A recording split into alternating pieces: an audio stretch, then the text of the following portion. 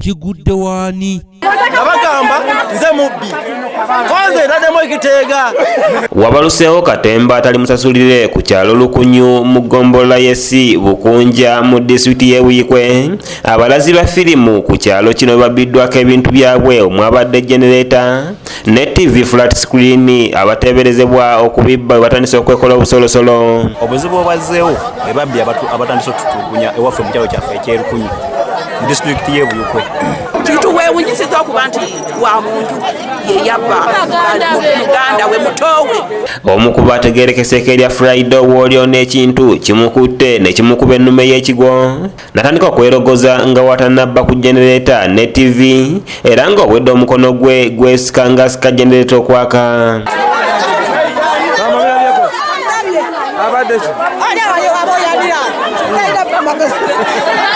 Era yali ayokya kitaawe omukulu wa taata we yali amwokya mbw abaloga.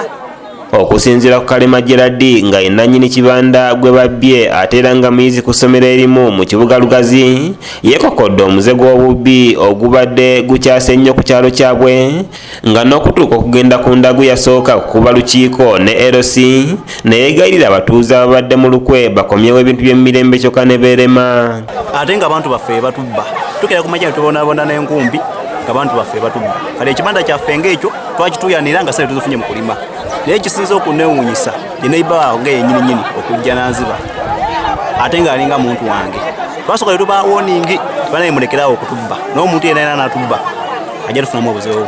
Omuvubuka ono akwatiddwa ebyawo nga abatuuze bamwogeddeko nga abadde tayagala kukola naye nga yasinga okubeera omukubi w'ekikalu ku kyalo era nga ne beyabbyeko ebintu abalinako oluganda era nga y'omwasigula baka banne ku kyalo ng'abadde akwata kisooka saako n'okubba vanira waabwe.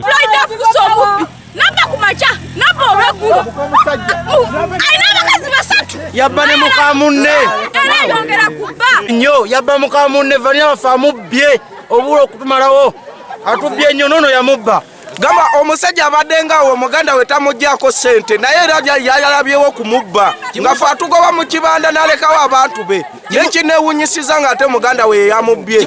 Musajja abavanira abba embuzi kimugwanidde nabo abalabireko. Kyokka twogeddeko ne ssentebe w'ekyalo kino eky'e Lukunyu Bintu Bizibu Yonasaani ategeeza ng'abavubuka be batayagala kukola nga basiiba mu bibanda bino nga balaba firimu. Omutawaana ogwo tukitudde nti abavubuka batayagala kukola bannannyini kuva ku kizibu ekyo ate booli awo ne bannannyini bibanda bawa omukisa munene ababbi bano kubanga be babakuuma kati ng'oyo omu kwoyo akwatiddwa kati nti omwo mwabadde asiiba mwabeera ekiro n'emisana abeera awo alinga maneja waabwe. Wayiseewo ekiseera omulala omu ategeerekeseeko erya Kayanja ng'abadde naye akola mu kibanda kino abadde afiira mu nnyumba ewaabwe ng'asangiddwa ng'akola obubonero bwe bumu obwa Friday ate n'omulala ategeerekeseeko erya Hamani Kawuma bwe buzibidde nga naye eddogo limaze okumukwata era nga bonna basatu basuziddwa mu kibanda kimu okubakuuma.